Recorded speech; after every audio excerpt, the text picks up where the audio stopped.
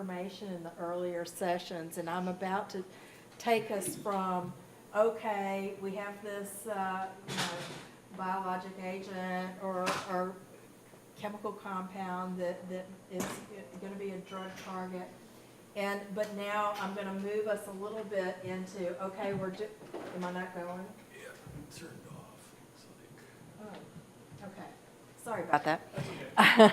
So now we're going to move more into, okay, clinical trial is ongoing. I might be operating multiple clinical trials at my clinical research site, and I'm encountering issues related to sponsor monitoring, or I am a coordinating center where I am the sponsor and having to monitor studies, or it might be a combination.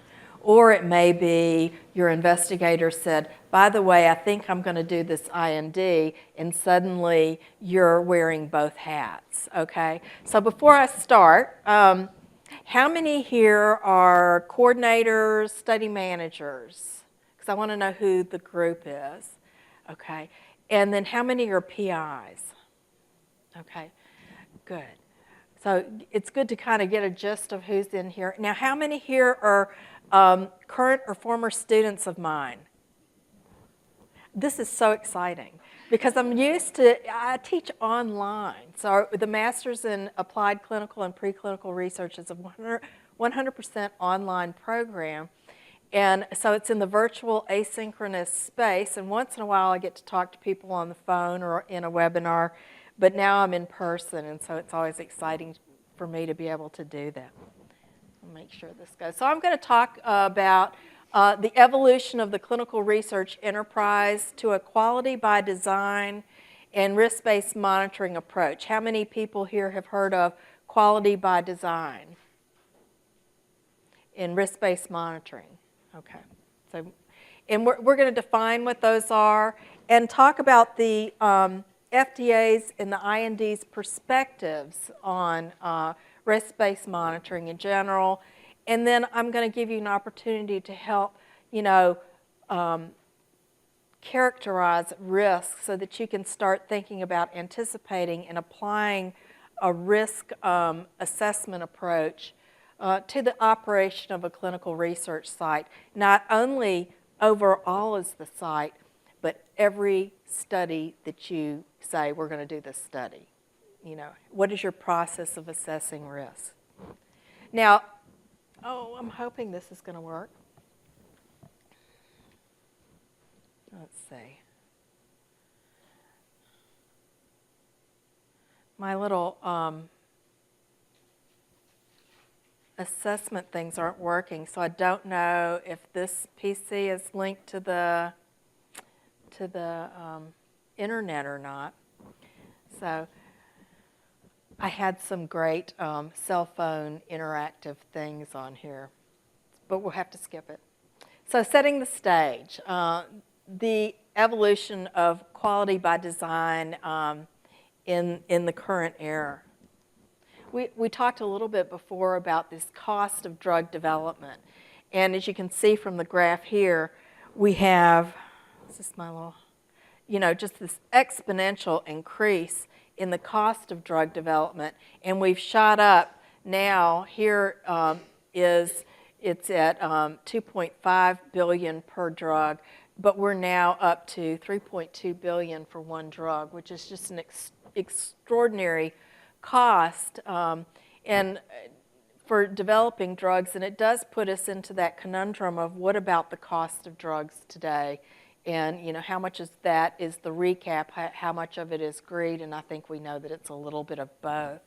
45% of that 3.2 billion is the cost of doing clinical trials.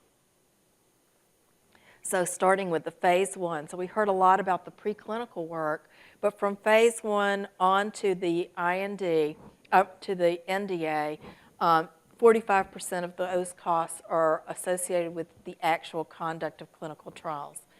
15% of those costs were associated with what was called standard data verification, or the dreaded 100% source document monitoring. However, and this is an important point, 16% of NDAs failed. They got all the way to the very end and they failed because of poor quality study data or performance. And so that tells you something about the fact that maybe this process is not working as well as we thought. So the FDA, the EMA have determined that this whole thing is totally unsustainable. And you know what the definition of insanity is. Doing the same thing over and over, expecting different results. And we've been doing clinical trials the same old way. And is the process broken? Why are we escalating in costs and not having good results? So this became the evolution of something called quality by design. Because how many of you have done a clinical trial, a phase 2 or 3 clinical trial that had 0 amendments? Some clinical trials can have up to 10 amendments. That's a big waste of resource. It's like, what were they thinking from the get-go? It's one thing to amend the protocol because something untoward happened, but it's a lot of minutia changes that are on an ongoing basis. Nobody has time for that. So factors impacting studies today. I talk a lot about complexity. I'm going to even talk further about complexity, but we know that that's a big piece of it. Scientific advances, we have more complicated drugs, more complicated delivery systems, genetics, personalized medicine. The population is increasing in complexity. Not only do we have an aging population, we know that, but there's more emphasis on the development of drugs for rare diseases and that orphan status. And sometimes it's to address populations of interest because of an increasing voice of patient groups. But it's also back to that other little greed thing of I can get, if I go through a rare disease application, the first time I come out the gate with this compound, then I can extend the patent life, which extends my competition in the field. Not necessarily a bad thing, but it's sort of why we have an increasing complexity of the population, like the population we heard earlier by Chris. Oncology, uptick. Geography and capacity. When I talk about capacity, I'm talking about the fact for FDA-regulated research, it used to be that 90% of the clinical trials being done for a new drug indication for FDA regulated was at an academic medical center. It began to drift away from that in the 90s to where it's more like 40%. There's a new shift back from industry to not just subcontracting to different sorts of CROs, but they're beginning to look at the academic medical center again as the contractor of interest. And so more partnering with academic medical centers are happening. But in that private audience, there's a lot of one-offs, a lot of this new investigator has never done a clinical trial. They're one and done. They're never doing it again. They couldn't believe what they got themselves into. It's much more complicated, right, than people realize to do these studies. CRF design, electronic data capture, wearables, newly evolving wearables, issues with safety of the investigational product, a lot more safety endpoints that are looked at, particularly in the earliest phases, and then study stage, the quantity of data, and again, what is a clinical research site? Do they have to come here for their study visits? What if the patients are discharged early on a new investigational IV agent? Can they have their study visits at home? Can there be home health? I think this is going to begin evolving because the patients now get to call some of the shots. And that's very important at the earliest development of new drugs. So what about site performance? So we know overall the complexities of developing a protocol, but site performance is another thing. You know, we've got to be able to conduct the study very well with repeatability and knowing that we have high quality with our product. So complexity of the studies can affect site performance. I'm going to show some more information about the complexity of the study and how that impacts the resources. The big question is, how many coordinators does it take to do a clinical trial? How many clinical trials are coordinators conducting at one time? Has that number decreased or increased? I would say that if the studies are increasing in complexity, why are we still having the same workload allocation to our staff, and what are the levels of experience across the staff? We have fragmented operating environments in the academic medical center. A lot of silos continue. We try here to have a central clinical trial management office, but there's still several groups that are siloed off, and then what does that mean to work in a centralized area, and how does that affect sort of a research area that investigators want to work in, such as GI or cardiology, et cetera.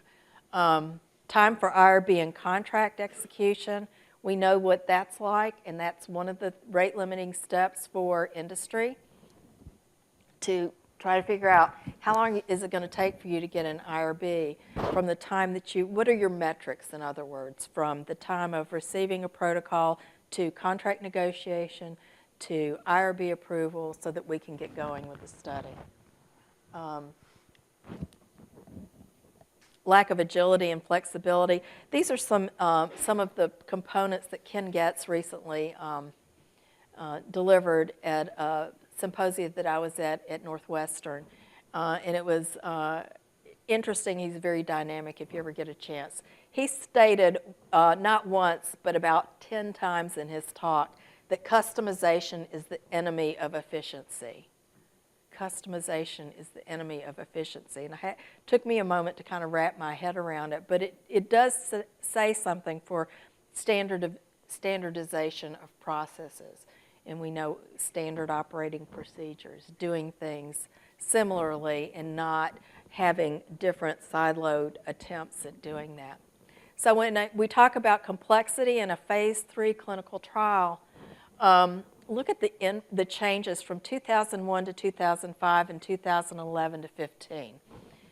Endpoints. We've gone from 7 endpoints in a typical, average of 7 endpoints in a typical phase 3 to 13 endpoints. Almost doubling of eligibility criteria and procedures performed in a clinical trial. Study visits seem to be about the same, but that means these study visits are longer.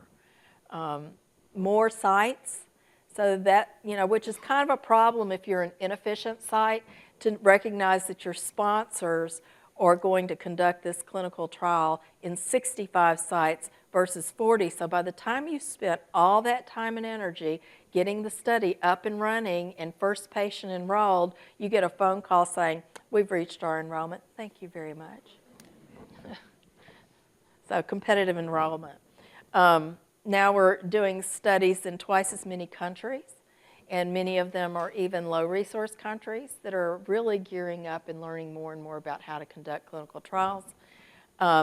Look at the number of data points from close to 500,000 data points to 930 data points, 1,000 data points in a clinical trial. That's a lot of data, and that's a lot of resource allocation. And then non-care data. Our clinical trial endpoints are looking more and more at some of the other non-clinical endpoints, such as quality of life. I heard a talk with a group from the Cystic Fibrosis Foundation, and they said, we don't care about our FEV1, we just want to know when we get to go back to school. So that was, they really actually shifted an endpoint in a clinical trial to that, you know, days missed of school. And then also, you know, computer apps. Big increase in the number of applications being utilized. So quality by design in clinical trials is, they define it as quality is the absence of errors that matter. The absence of errors that matter. So we know there's going to be errors, right? Is it okay to have an error in a clinical trial? We want to mitigate those and have the least number of errors possible, but not everything can go completely as planned. There will be deviations. Nobody likes to hear that there will be deviations. But what are you going to do to anticipate those? And which deviations are the absolute, we cannot be having this, right? We cannot be having deviations where we forgot to get informed consent, right? But we might miss a study visit because the patient had car trouble and they couldn't get there, so they're a day later, okay? So we know some of these things are going to happen, but you have to anticipate them. So it's prospectively examining the objectives of a trial, defining factors that are critical to meeting those objectives. And so that's really thinking hard and heavy with your team, the larger team, as a trial is being developed to make sure that are we asking the right question? Are we going to be able to answer the question? Why are we collecting these data? Does it have anything to do with what our primary and secondary endpoints are? You'd be surprised the number of clinical trials that are just cut and pasted from some other trial, and you've got all this extraneous data that you're collecting, and it really burdens the system further. So this is a very intentional approach to really designing the trials, and so that means also you're going to get with the statisticians very early on as well. You want to focus on those, your efforts on the errors that matter, right? So you want to know, what does it take to make a trial successful? How can we identify and manage important and likely risks, knowing what the risks are? How do we protect patients all along the way, including now, if you're a translational scientist, the FDA wants to see that you have the patient in mind, or having some patient engagement early on in the design of your trials. And how do we define reliable results? I remember working on a data review committee on some, I did a lot of work with antifungal drug development, and as part of a coordinating center that I was managing, we then had data review committees prior to DSMBs at certain time points in the protocol. And we couldn't believe that with a primary endpoint in this infectious disease study of defervescence, meaning time to fever resolution, the number of people who failed to just take the temperature. So we had all these missing temperatures, and it was the primary endpoint. It's like, how does this happen? Okay, 3 main steps is, again, what factors are critical to quality, what are the risks to each of those factors, and what can we do to reduce those risks, anticipate those risks. So that's the quality by design throughout the whole cycle of the clinical trial. How many people have heard of Plan, Do, Check, Act? PDCA? Okay. This is the quality management sort of mantra. It's also kind of the research mantra, right? You want to plan a trial, you want to do the trial, you want to check and make sure you have quality data, and then, act. What do we need to change? What do we want to do next? So you want to build quality into the clinical trial from the get-go, from the beginning, focusing on what matters most. Implement the study risk management strategies as you're beginning to launch the trial. You want to monitor the leading indicators of quality for that study. And if the leading indicator is the ability to measure the primary endpoint, how are you ensuring obtaining those data? And then systematically driving remediation and learning as you go. So you want to have this cycle on an ongoing basis. So that kind of leads a nice segue into risk-based monitoring. So how many people here have worked with a risk-based monitor? I'm having to do a show of hands since my electronic thing isn't working right now. Risk-based monitor. How many people think that risk-based monitoring is just the pharmaceutical company putting it all on the coordinators? Hopefully we'll dissuade you from that point of view if that's what you're thinking. It might be that you don't know that you're engaged in doing clinical trials that are utilizing a risk-based monitoring approach. So we'll see as we progress. But it's not just for a CRO. There's another one of my electronic things that didn't work. So what does the FDA say about risk-based monitoring? My question prior was going to be, does the FDA, true or false,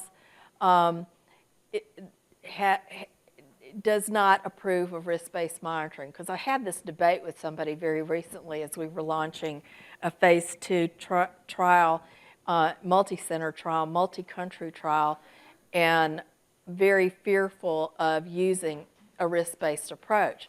But in actuality, FDA is very much in favor of it. But what do the regulations say about how much monitoring needs to be done?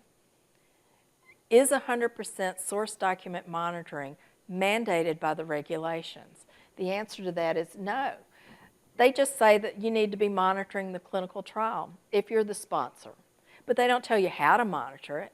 They don't tell you you need to have an exact match on every, the patient smoked and then proof of what kind of cigarettes they smoke. I mean, have you ever worked with a monitor that just wants to nitpick down to drill, drill, drill? And half the time it's not even on something that really is that important to the study.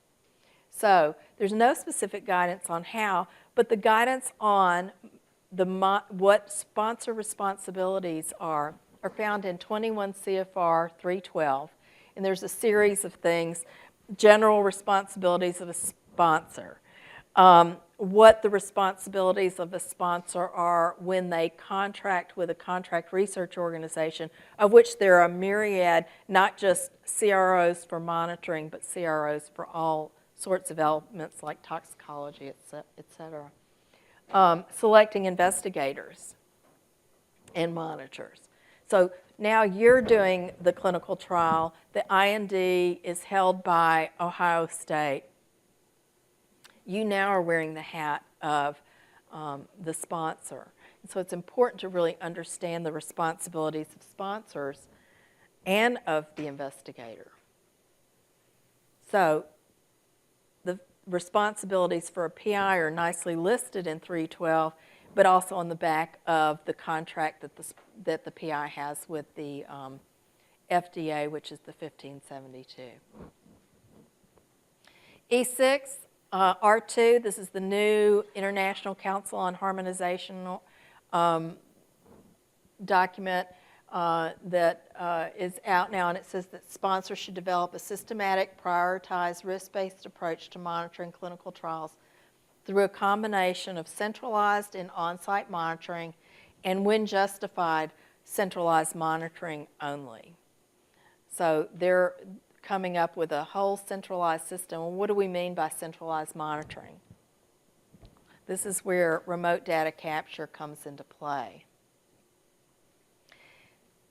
And why do this? The FDA audit findings between 2000 and 2012 showed a sustained alarming rate of deviations in warning letters. And this is with 100% source document monitoring. And it's also with, all these frequent monitoring visits, and then also the mandated HSP training. When did HSP training start? Was it the late 90s? I think it was late 90s that everyone was mandated to do HSP training. Only recently, and mainly for federally funded investigators and key personnel, is GCP training just now becoming mandated, but usually the whole institution will require it now. But as you can see, that we can't train in quality, and you can't inspect in quality, right? So, you know, maybe the way this just further supports the fact that we've got to come up with new approaches. So top 5 reasons for adopting risk-based monitoring. Yes, it does reduce the travel cost, the monitoring cost. It doesn't necessarily reduce the number of personnel doing that monitoring. They're just not on the plane all the time. It's geared to improving quality and a very much a timely oversight of the data.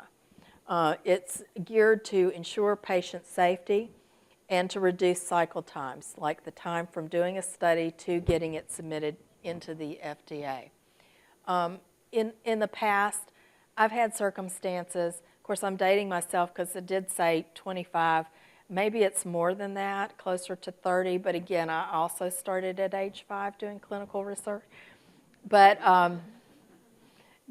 you know, I remember doing clinical trials and, you know, they wouldn't paper CRFs. They wouldn't pull your CRFs until they had done 100% monitoring of every single data point, which meant that I couldn't get paid. My site couldn't get paid until they pulled the forms, but they would generate more and more queries on little minutia, and it would take forever to get the forms in. 9 times out of 10, too, if you're a really experienced research site doing a lot of volume, I'm going to have to get my, thank you, doing a lot of volume, they're beginning to bring other monitors to train. And so I've had many site visits where the monitor has brought somebody that they're training, and they're so busy training, they're still not pulling the CRFs. Well, if you're doing complex clinical trials in cardiology and your CRFs for 20 study patients are still sitting at the site and there are safety signals that are being missed, this is really putting the patients at risk. This is really a violation. You know, that poor quality, inefficient method that we used in the past really is a violation of informed consent because you're not really attending to the safety of the participants. Because before you know it, you find out that you've had a lot of people falling out from arrhythmia or sudden cardiac death, which is what happened and why we now do all those QT interval animal studies and so forth. Those were missed safety signals.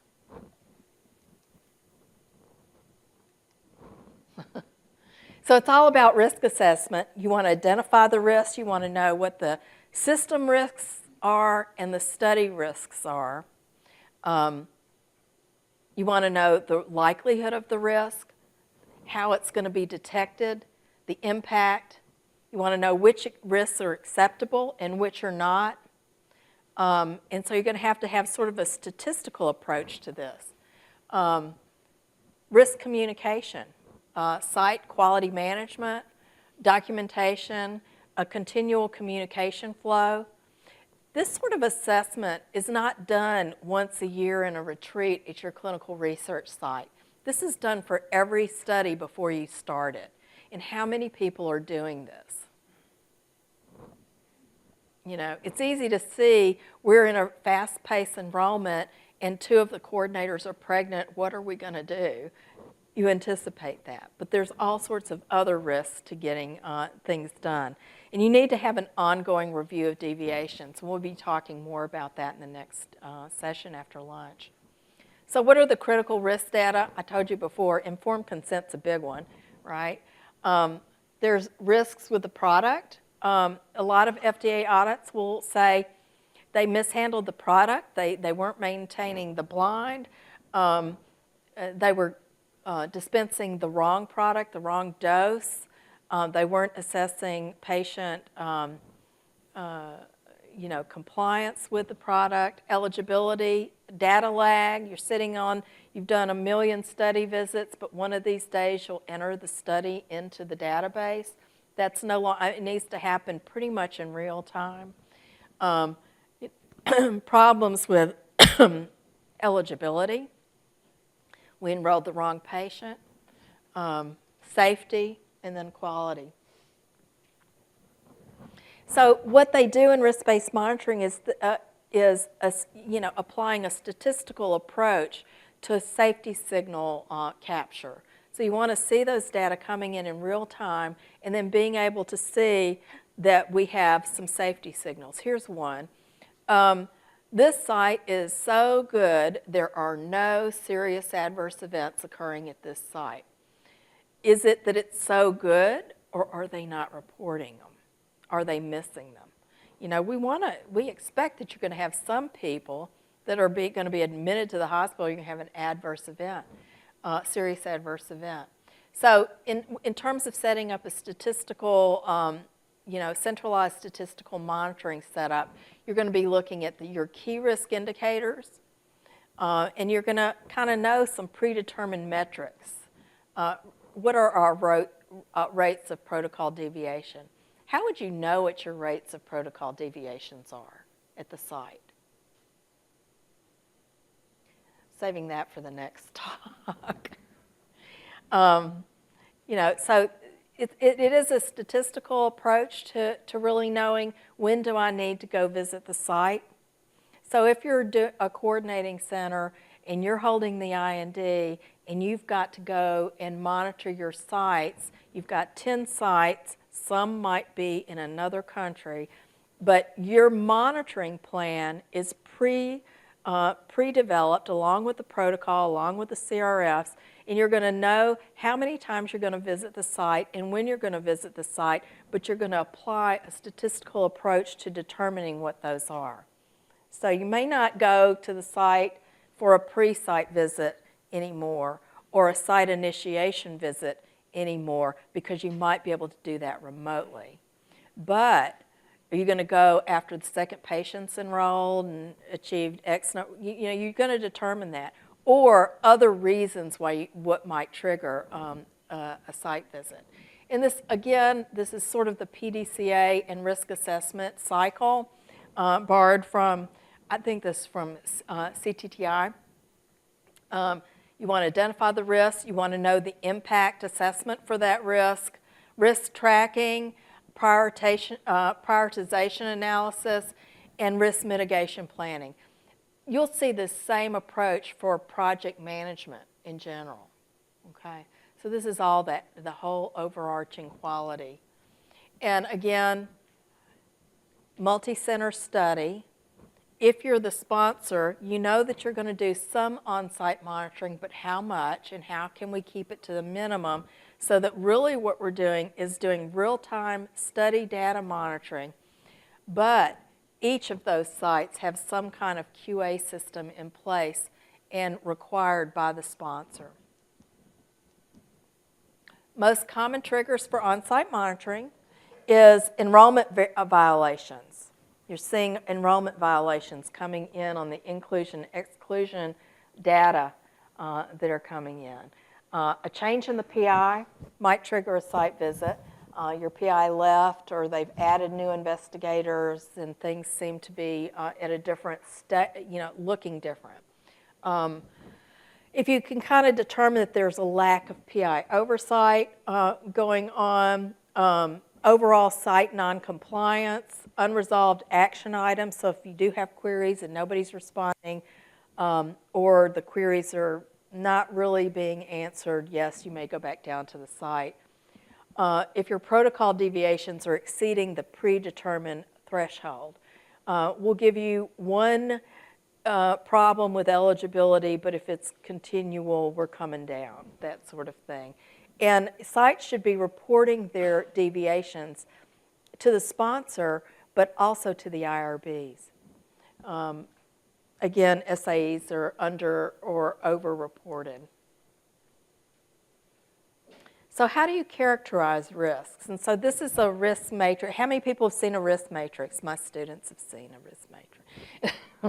But you know, so if you map out the risks using this matrix, which I like because it has sort of quantifiable numbers and all of that sort of stuff if you're a numbers person. But you're going to look at, you know, what's the consequence of this thing happening? What is the consequence of mishandling the investigational product?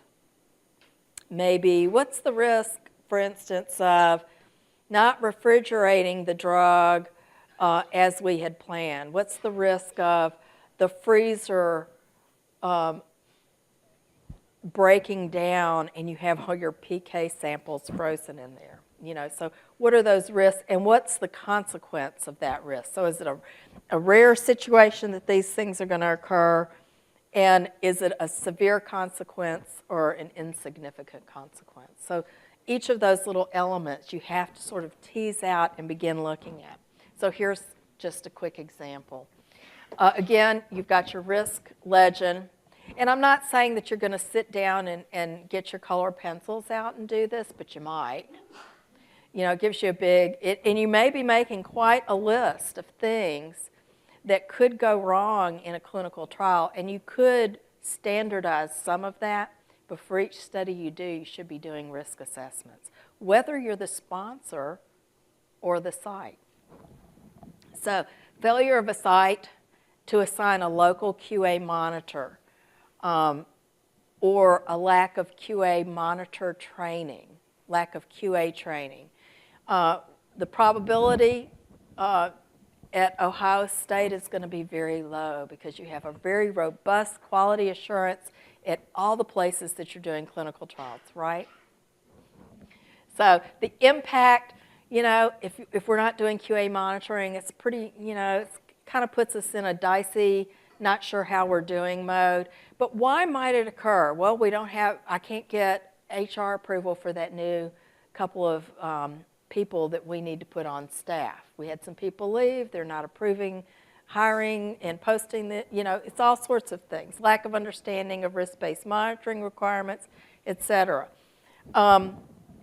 If you're the monitor, failure to detect that a site needs an on-site visit. You know, again, it's going to be kind of low, but the impact is much higher. It's going to be very high if you don't recognize that you need to go into the site. So you may have a mishap that occurs, and we miss safety signals. So I sent Robert a list of some of these different risks as a handout, and so we'll make sure that they post that. This is just another example of a segment of one of them. Poor quality PK samples are received by the central lab. Okay, why might that occur? You know, is it all training, or is it, you know, what are the issues? What about we're doing a phase 1 trial requiring a lot of PK, and we have 5 patients scheduled, but whoops, we are out of the PK supplies. You know, has that ever happened? It happens more often than you're like, what happened? Or we've got a PK and we've got packets pre-made for each of the PK assessments we're going to do, but we didn't get any for the hour 3 made up, and now we're at our hour 3 and we don't have our supplies. Enrollment of patients who do not meet the inclusion-exclusion criteria.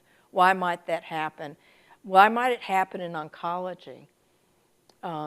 Where are the gray zones for patients? And one way that you can really mitigate that, first of all, is have a manual of procedures for your study. And sponsors often will provide that, but if they don't, the site needs to make that up for their clinical trial. You want to make sure that your team can do what they need to do. I'm sort of a big believer, as a coordinator, I was a big believer of the hit by the bus mentality.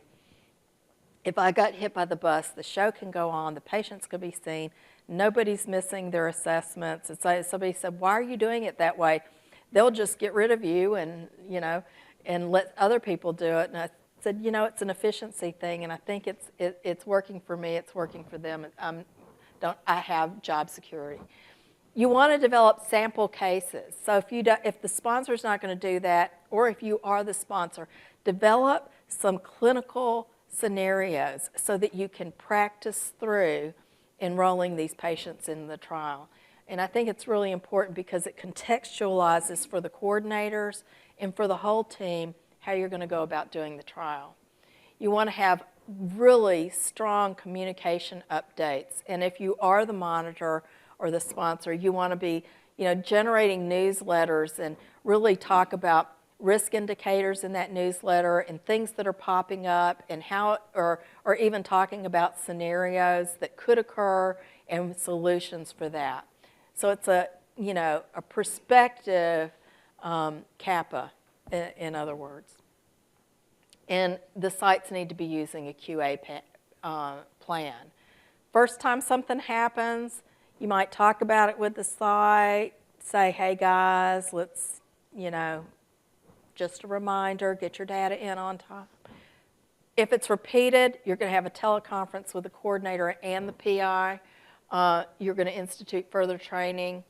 You might institute an uptick in your remote monitoring of the site. If it's, you know, a continued issue, you're going to increase the number of site visits. But if those continued issues go on, the site's going to be terminated. And you're going to lose business with that sponsor from here on out.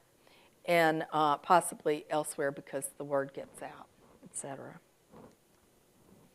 So risk-based monitoring, the impact of risk-based monitoring on sites is that you're going to have fewer on-site visits, and so that's less time with monitors so that you can enroll patients in clinical trials and get those data in. There is going to be an increased need for rigorous data entry at the site, and that's why with remote-based data capture, you're getting those data in, but you don't going to wait till Friday to put the data in. Okay, you're going to have a self-QA/QC system at the site, and you're going to have a lot of reporting that are going to be required by monitors. You're going to have tremendous opportunity for improved communication strategies, and you're going to really develop those CAPA, corrective and preventive action planning skills, which is so important, particularly when you have the FDA audit, which is the other talk you're going to have after lunch. So in the end, the time factors wash out. So you know, if you fear that risk-based monitoring is, oh gosh, shifting the burden from the sponsor to the research site, I'd contend that they're just asking you to do what you said you were going to do in the first place, which is all listed on the back of the 1572. In the end, it's cost savings. You're going to have improved quality, but above all, patient safety. And, you know, change management says that change is inevitable, and those who cannot manage change will vanish. So just to summarize, quality by design and risk-based monitoring are a response to unsustainable drug and device development processes. Academic medical centers often are filling a dual role of site and sponsor, and I think we're going to see an increase, an uptick of academic medical center work in FDA-regulated research, more so than ever before, which is good because that's a big amount of money that got shifted away from the academic medical center when it went from 90% of trials being done here to 40. So if we can get that back and then get some of the earlier phase work, preclinical work done here as well. Complexity in clinical research is a reality, and it's just exponentially increasing. Academic medical centers need an organizational shift to centralize and standardize approaches and really have a fine pulse on their metrics and making sure things are as efficient as they can be. And so that means that quality is a top-down thing. So Office of Research, from the deans on down to the HR people who won't get you those applications to fill those positions, all of that is the organizational thing that keeps this machine going well. And you really need to, you're going to be gaining more understanding of quality, risk assessment, and CAPA as necessary skill sets to be working in this realm. So, what's in your quality management plan wallet? More detailed to come after lunch.